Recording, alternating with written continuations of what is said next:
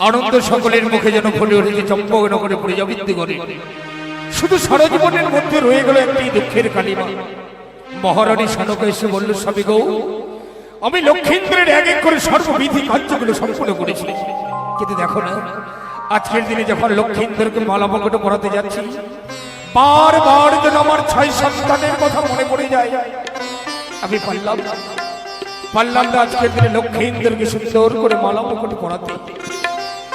গৃহে রয়েছে 6টি কাঁচা সরা বৌমা।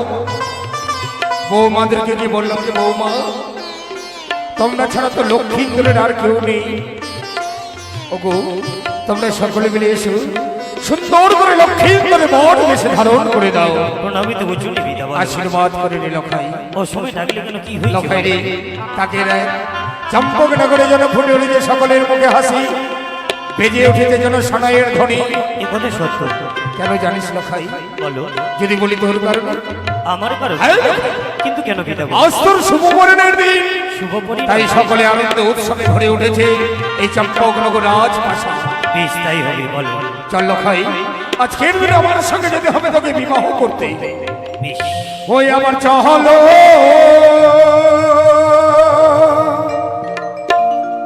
রেহেবা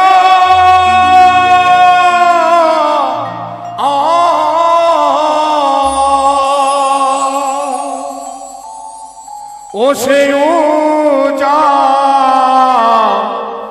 নীনগ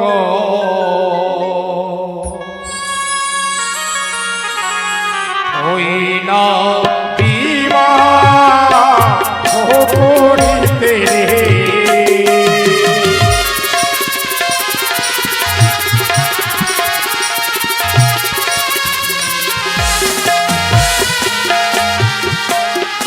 ওই আমার পালা পাহাড়ো ওরে বাপ লখা ওই আমি মালা পরাবো তোর গলে। হ্যালো ভাই, আই সুন্দর করে বালির দ্বারা গঠন করে সোনার মালাখানি আমি এই মুহূর্তে তোর গলায় পরিয়ে নেব। ভাই আই দেখতে পারবো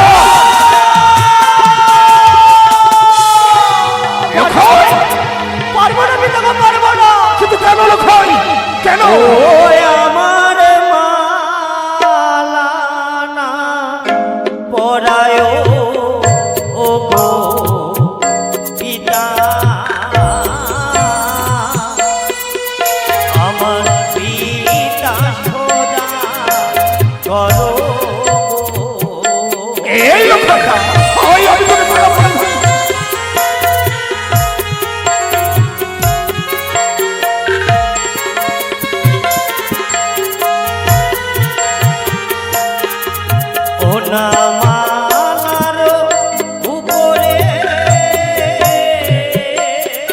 মালার উপরে আছি সরিবে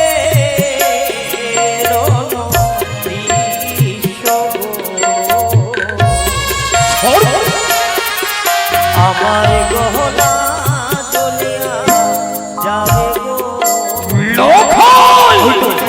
ওই তো যেন মালার উপর সর্বকলিমিনি করে ওই মালা যদি আমায় গলে পরিধান করে দাও, আমাকে মালা খানা দাও দাও। চুপ কর লখাই, আজকে এই শুভ দিনে অমর করে মঙ্গলের কথা বলিস নি। ওরে বলাই যখন না পড়বি আমি তোকে মালা পরা পরা দেখাই। কিন্তু দেখে দেখ, এই মহাত্র সুদক্ষ কারিগর দ্বারা তৈরি এই সোলার মুকুট খানি, এই সোলার মুকুট আমি কি করবো জানিস লখাই? করবে বলো। ওই আমার পারো ওরে বাপ লখাই, আমি মুকুট পরাবো তোর মস্তকে। আই মালা যখন পরিধান করবি না, এই মুহূর্তে এই সোলার মুকুট আমি তোকে পরিধান করাবো। আমি যে পরিধান করতে পারবো না, কিন্তু কেন? ওই মুকুট দেখে আমার বড় ভয় লাগে, আমি পারবো না। কেন ভয় লাগে লখাই? এই মুকুট তুই কেন পড়বি না? ও আমার মস্তকে মুকুট না পড়ায় পিতা, আমার পিতা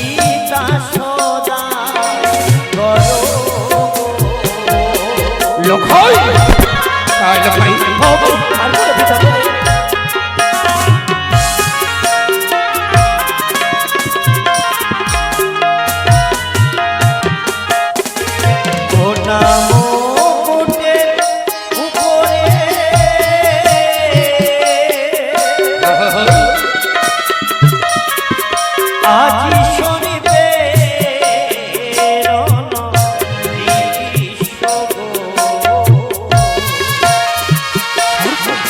আমার মস্তকে জ্বলিয়া যাবে গো।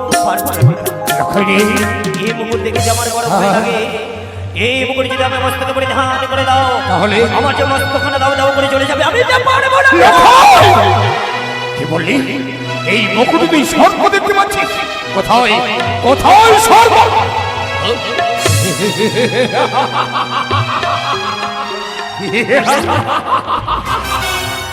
জগমরি করে সে তো আর বেঁধেনি।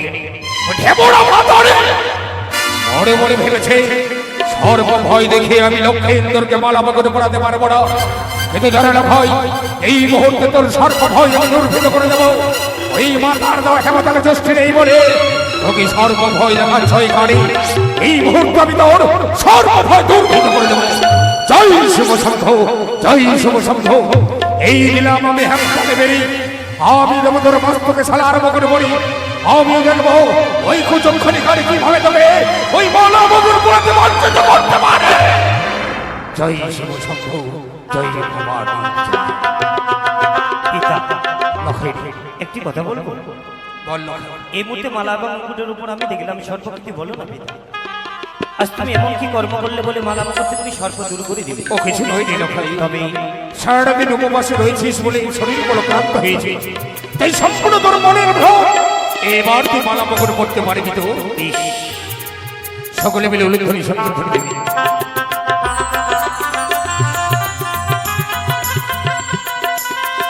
বড় লক্ষ্মী আজকের দিনে তোকে দেখে মনে হয় ঠিক গোলক বিহারী নারায়ণ আমার সম্মুখে এসেছে। জানিস লক্ষ্মী এতদিন ধরে তোকে আমি শিক্ষা দিয়েছি পিতা ধর্ম পিতা স্বর্গ পিতা হি প্রমাণতপ পিতরি পিতিমা পণ্যে পিয়ন্তে সর্বদেবতা, কিন্তু আজকের দিনে তোকে অন্য শিক্ষা দেবো রে লক্ষ্মী। কি বলো? ওরে ওরে জননী জন্ম ভবিষ্য সরকার দেবে করিয়েছে মা, যে মা তোকে 10 মাস 10 দিন গর্ভে ধারণ করেছিল, যে মায়ের বক্ষ সুধা পান করে এত বড় হয়েছিস। জানিস লক্ষ্মী আজকে এই শুভযাত্রার পথে সে মায়ের বিদায় ছাড়া কোনো বিদায় যে কার্যকর হয় না রে লক্ষ্মী। সত্যি বলিস? তাহলে কিছুক্ষণের মধ্যে তুমি অপেক্ষা করো পিতা গো। যা এই মধ্যে জননীর আশীর্বাদ মস্তকে ধারণ করি আমরা সকল বরযাত্রীগণ মিলে ছুটে যাবে এই চম্পক হইতে বেশ, তাই আসি হাসি পিতা গো। চলে যাই।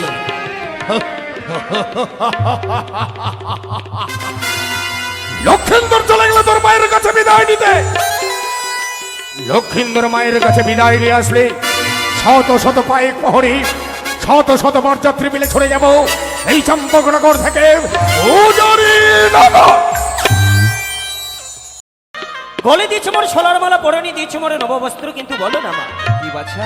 একটি বস্ত্র বাকি রয়ে গেছে বলে সেই বস্ত্র নেওয়ার কারণে তোমার কাছে আমি ছুটে এসেছি। তুমি কি সেই বস্ত্র দেবে বলো? কিন্তু আমি তো অপূর্ণ কোনো জায়গা জানো মা, যখন আমায় পিতা সাজিয়ে দিয়ে পিতা আমায় বলেছিল ওরে পুত্র লক্ষিন্দর এই মুহূর্তে বিলম্বনা করে তুই ছুটে যা গর্ভধারিণী জননীর কাছে, সুন্দরভাবে হাসি মুখে বিদায় বিদায় এবং দুহাত তুলে আশীর্বাদ মস্তকে ধারণ করি লখাই। আমরা ছুটে যাব চম্পক হইতে উজানি নগরে বিবাহ করিতে। তাই তো আমি বড় আশা করি এসেছি, তুমি আমায় হাসি মুখে বিদায় দাও মা। পারবো না। বিদায় দিও ও মা জননী,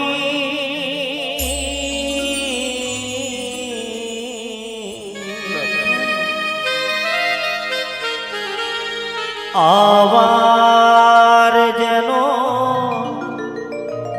ফিরে আসি মা। বিদায়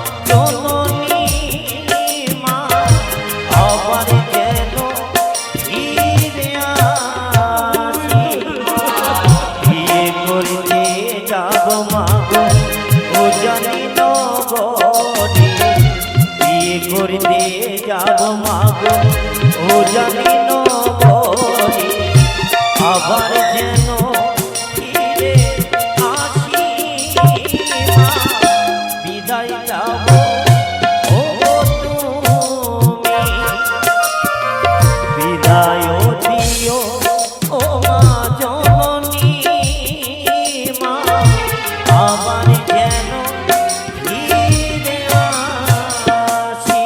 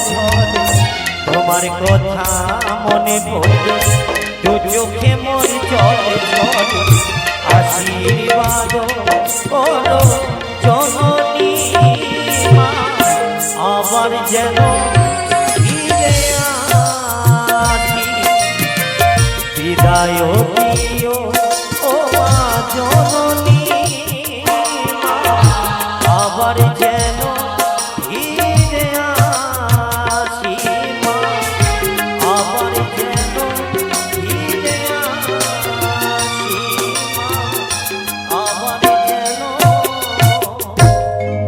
ফিরে আসি। কত সহজে আজ বিদায়ের কথা বলতে পারলি, কিন্তু একবার বিচার করে দেখেছি সেই বিচার, এই বিদায়ের কথাটি বিদায় কি হয়? বিদায় মানে ব্যথা বেদনা বিচ্ছে। আমি তোর বউ কি করে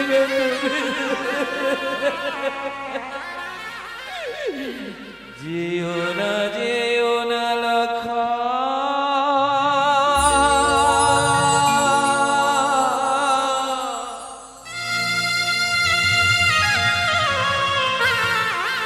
তুমি বিবাহ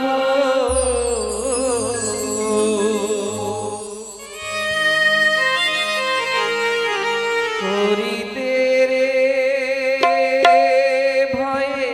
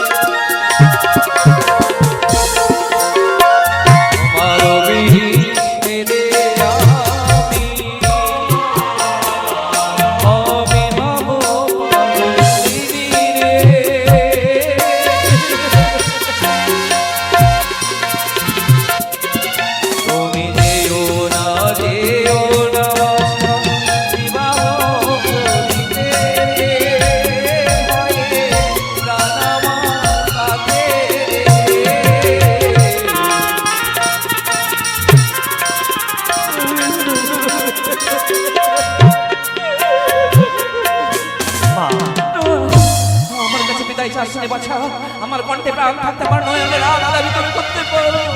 আমি জানি এই শুভ দিন শুভ লগ্নে তুমি আমায় হাসি মুখে বিদায় দেবে না। তুমি যখন আমায় হাসি মুখে বিদায় দেবে না, আমি তোমার কাছে বিদায় চাইবো না। তবে কি চাও তুমি? যেভাবে তুমি ছোট্টবেলায় ঘুম পাড়িয়েছিলে, মুখে অন্ন তুলে দিয়েছিলে, এই শুভ দিন শুভযাত্রা হতে তুমি পারবে না আমায় ঘুম পাড়িয়ে দিতে? বলো কেন পারবো না? শোনো, তবে বিলম্ব কেন? এসো আমার ঘরে।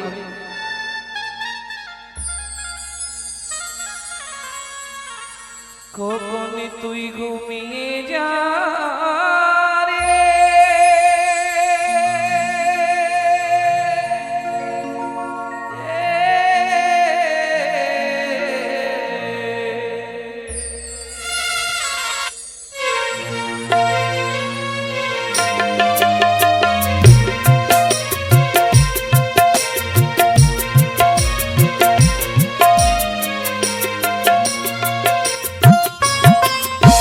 কখন তুই ঘুমিয়ে যা রে,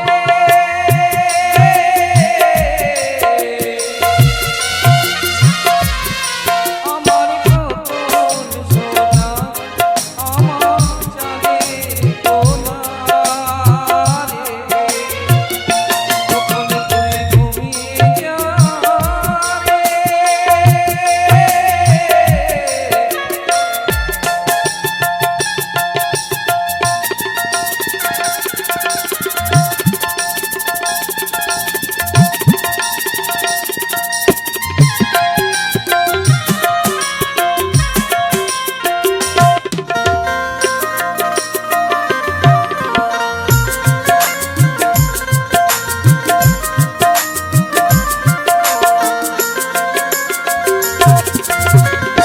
কৃষ্ণ যেমন যশোদার কোলে, তেমনি ঘুমা আমার কোলে।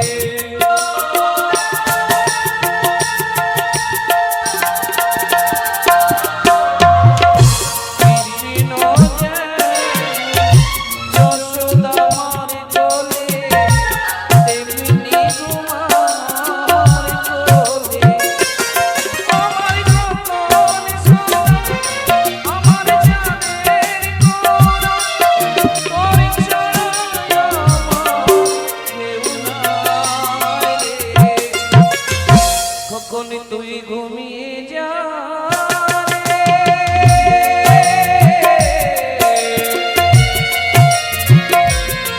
আমার কখন সোনা, আমার চাঁদের কোনা রে।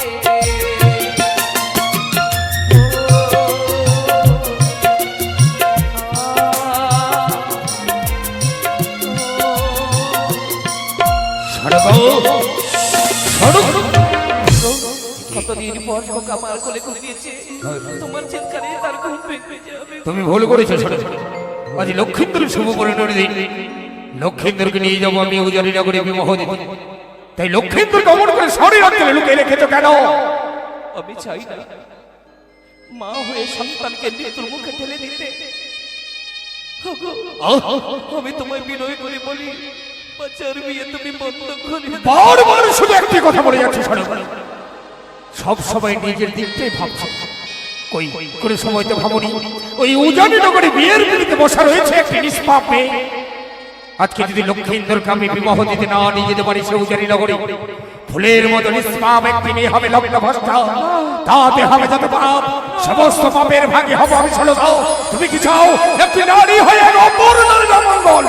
কখনো না, আমি কখনো অন্য নারীর অমঙ্গল চাই না গো। তবে লক্ষিন্দরকে হাস্যবদনে বিদায় দাও।